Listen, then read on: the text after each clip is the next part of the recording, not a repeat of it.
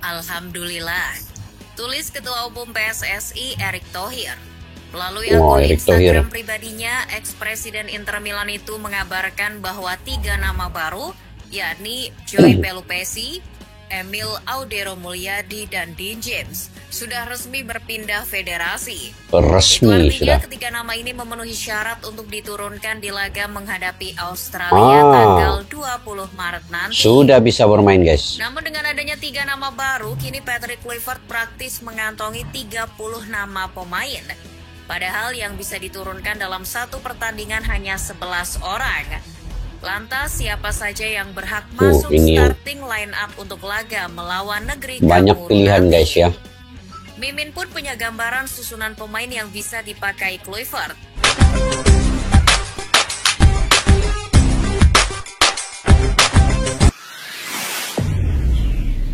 Assalamualaikum dan salam persaudaraan, salam sepak bola. Selamat bertemu kembali, guys, di channel Askalani Studio. Oke, tinggal 2 hari lagi lawanan di antara Timnas Indonesia melawan Australia pada 20 Maret ini. Apakah kita sudah bersiap sedia memberi dukungan penuh kepada Timnas Indonesia? Sudah tentu kita memberikan dukungan penuh walaupun di mana kita berada. Ada yang berada di Indonesia, ada yang ke stadion di Sydney, Australia. Ada yang berada di Malaysia juga, fans Indonesia.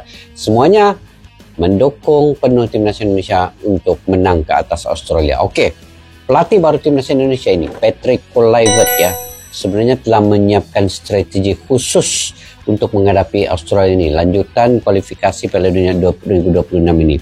Di mana Patrick Kluivert yang dikenali dengan filosofi menyerang, ya. Nah, dalam sepak bolanya ini, beliau begitu cenderung dengan formasi 4-3-3 yang menekankan penguasaan bola dan juga serangan dari berbagai arah. Dan ini memungkinkan tim ini untuk mendominasi permainan dan menciptakan banyak ruang dan peluang. Apapun, kita lihat nanti apa formasi yang digunakan oleh Patrick Kluivert, guys. Beliau juga ada selalu menggunakan formasi 4-2-3-1, yaitu keseimbangan di antara pertahanan dan juga di bagian gelandang dan serangan, dengan 2 gelandang bertahan yang kuat dan juga 3 gelandang serang yang kreatif yang selalu beliau gunakan. Tetapi ini juga bergantung kepada situasi lawan Australia itu nanti, di akhir keputusan beliau menggunakan sistem formasi yang mana. Dengan pendekatan modern beliau ini, Patrick Kluivert menerapkan taktik mematikan seperti serangan cepat dan juga kemungkinan eksploitasi di ruang-ruang yang sulit. Jadi ini memerlukan pergerakan yang lebih di antara Tom Haye, Calvin Verdong, Marcelino Ferdinand, dan juga penyerang yang perlu penyudaan yang cepat dan tindakan yang baik untuk cetakan gol, yaitu Alermini dan juga kemungkinannya Orat Mangun dan Rafael Strik. Oke, guys, saya ingin reaksi satu video ini yang mana Australia juga waspada, ya, dengan kelibat Timnas Indonesia yang berbeda pada kali ini dengan amunisi baru dan juga kepelatihan yang baru ini. Jadi tanpa berbasa-basi, yuk kita simak dulu video ini. Nanti di akhir video saya memberi sedikit ulasan terkait apa yang terkandung dalam video ini, guys. Yuk.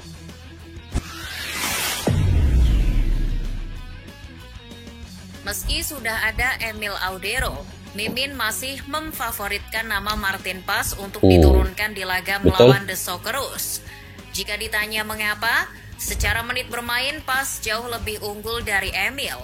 Berbeda dengan Paes yang berstatus kiper utama di FC Dallas, Emil justru kalah saing dengan kiper veteran Pepe Reina di Como. Sepanjang tahun 2024, Paes mencatatkan lebih dari 3.100 menit bermain di semua kompetisi.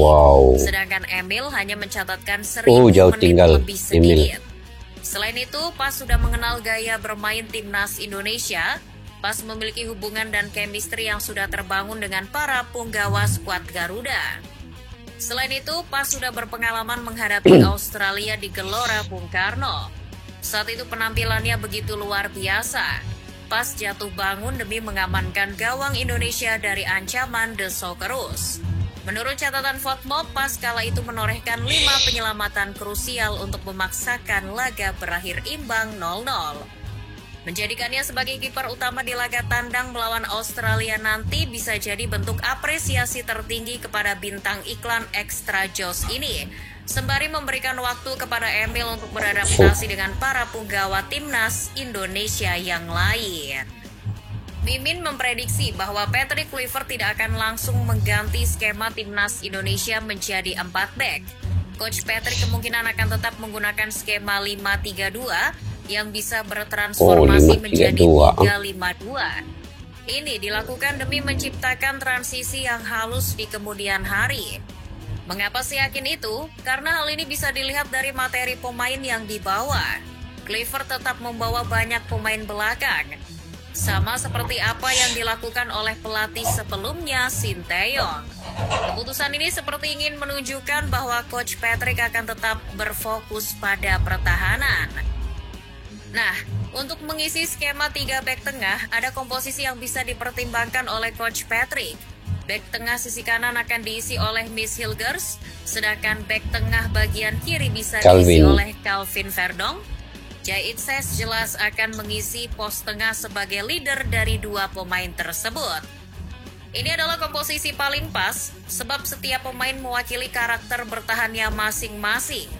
Tanpa mengesampingkan Rizky Ridho, jika Hilgers dalam kondisi 100% fit, maka dirinya adalah perwujudan yang sempurna dari seorang bek yang ganas dan lugas. Hilgers berani mengambil pekerjaan kotor di lini belakang. Sementara Bang Jai melambangkan sebuah ketenangan dan kedewasaan.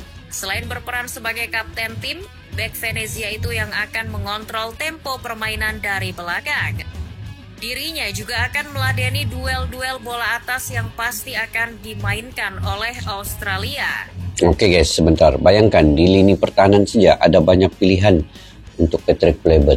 Selain daripada Bang J, Michel Gus dan juga Calvin Verdong, juga ada Jordi Amat, Justin Hubner, Rizky Ridho, Shandy Walsh, Shani Patinama yang juga bisa dimainkan di situ ya. Nah, ini belum lagi masuk Ferrari, pemain-pemain lokal yang lain. Jadi ini betul-betul memerlukan pendekatan Patrick Kluivert ini untuk menggunakan, saya pikir menggunakan pemain diaspora untuk starting 11-nya. Kemudian di babak yang kedua itu memerlukan kekuatan apabila ada pemain-pemain yang mungkin cedera dan sebagainya. Itu baru diganti untuk pemain-pemain yang lain pula. Tapi yang pentingnya semua pemain pertahanan ini dia punya seakan-akan level dia sama kekuatannya. Jadi siapapun yang bermain, siapapun di bangku cadangan itu itu pasti bisa mengisi, membackup di antara satu dengan yang lain. Oke, mantap. Lantas kenapa Verdong justru dipasang sebagai back tengah? Yang perlu kita ingat, back tengah bukan posisi yang asing bagi Verdong. Selama membela Panji Merah Putih, Verdong sudah 2 kali memainkan peran ini. Saat laga menghadapi Arab Saudi dan Cina, di 2 laga itu El Ninja menunaikan tugasnya dengan sangat baik. Secara distribusi dan kemampuan satu lawan satunya, minim kesalahan. Toh yang mengisi posisi ini memang harus back berkaki kiri.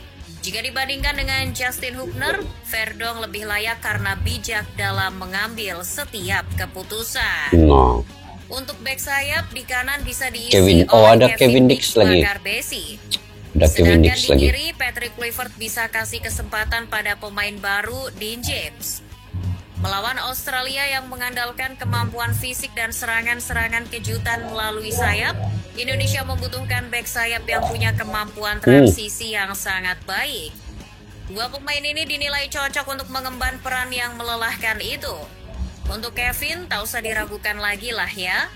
Bersama FC Copenhagen, dirinya dikenal sebagai bek yang rajin dan tak kenal lelah. Mantap. Kemampuan bertahan dan menyerangnya pun sama baiknya. Konsistensi dalam bermain pun membawanya ke raksasa Bundesliga, Borussia Mönchengladbach. Selain itu, Dix dipasang juga untuk mengeksekusi sepakan 12 pas.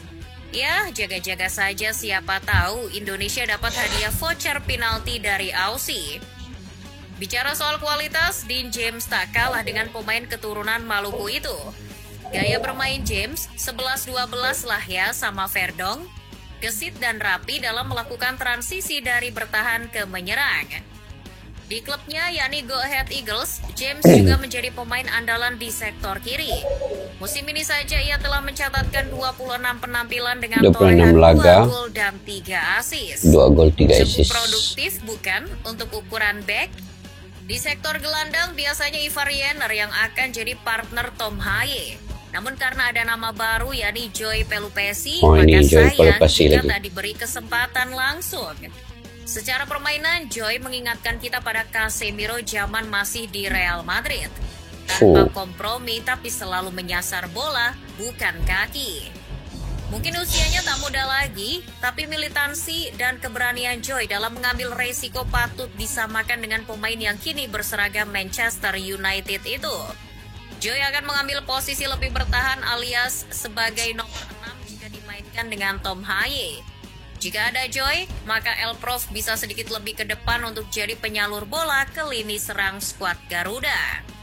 Di sisi lain dengan postur tubuh yang kekar dan kokoh, rasanya cocok menempatkan Joy di lini tengah. Dirinya diharapkan bisa meredam mobilitas dari Jackson Irvine yang pasti dijadikan poros permainan The Socceroos. Yang perlu digarisbawahi, Joy merupakan mantan anak asuh Patrick Kluivert di FC 21. Jadi keduanya sudah saling memahami, guys. Opsi menarik justru muncul di sektor gelandang serang. Jika biasanya diisi Marcelino Ferdinand, kali ini Mimin menyarankan Patrick Kluivert untuk menjajal Egy Maulana Fikri. Egy pula. Pemilihan Egy untuk posisi ini bukan tanpa alasan.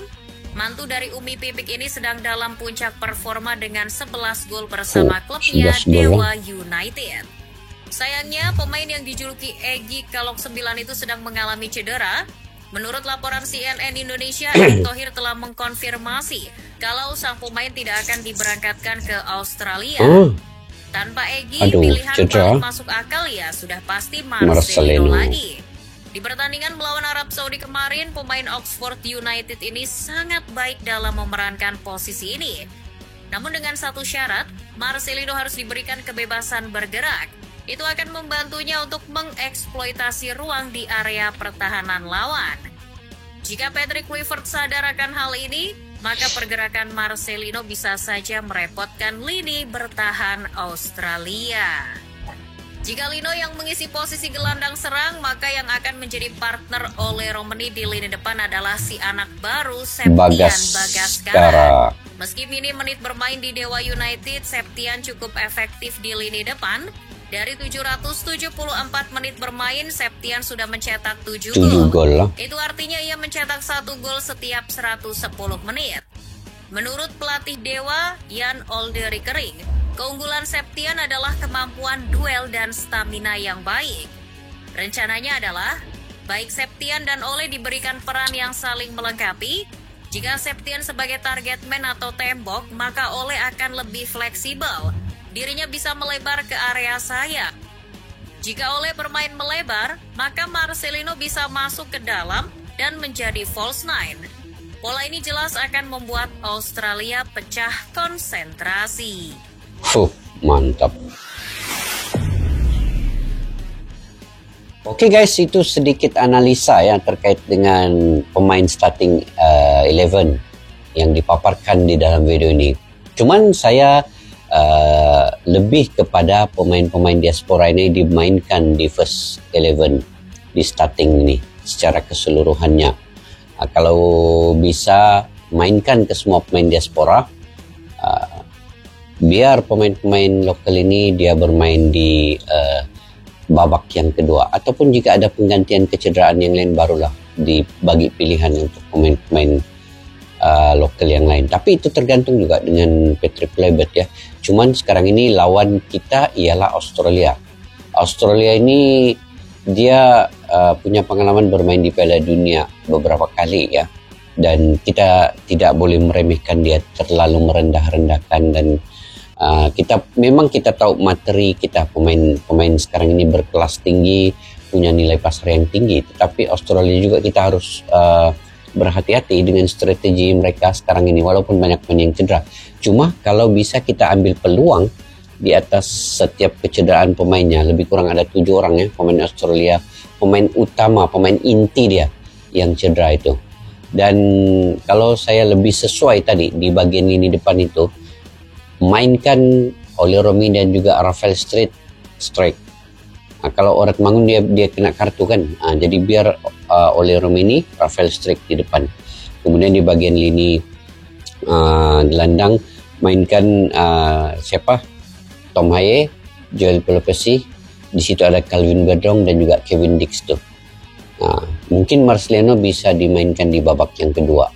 Ini saya punya pandangan sendiri lah. Dan di bagian lini belakang itu seperti biasa, di situ Bang J ada Miss Ilges dan juga Calvin Bedrong. Sesuai. Dan kalau digunakan sistem 4-3-3, maka kesesuaiannya pemain-pemain yang inti perlu dimainkan lebih utama adalah pemain-pemain diaspora. Karena mereka punya pengalaman yang baik berdepan dengan pemain kaya Australia yang sudah punya pengalaman bermain di Piala Dunia ya. Jadi kita bukan merendahkan pemain lokal juga, tetapi ini lebih besar nilainya untuk perlawanan ini melawan Australia. Kita dahulukan pemain punya pengalaman diaspora ini untuk mengatur strategi di lapangan di babak yang pertama, untuk ambil mood, keinginan, untuk ambil sedikit momentum sebelum babak kedua dimasukkan pemain-pemain cadangan yang lain. Oke guys, itu mungkin saya punya pandangan pendapat sendiri ya. Mungkin kalian juga ada pandangan pendapat sendiri, kalian bisa komentar di ruang kolom di bawah ya, terkait dengan starting 11 Indonesia lawan Australia ini. Kalian komentar untuk info-info yang terkini. Oke, sampai kita jumpa lagi. Assalamualaikum warahmatullahi wabarakatuh. Bye-bye. Askalana Studio untuk kita channel yang bereaksi tentang apapun yang ada di Indonesia, channel YouTube dari Malaysia di Askalani Studio. Jika mau tahu tentang Indonesia, ayo like and subscribe channel kami Askalani Studio. Askalani Studio.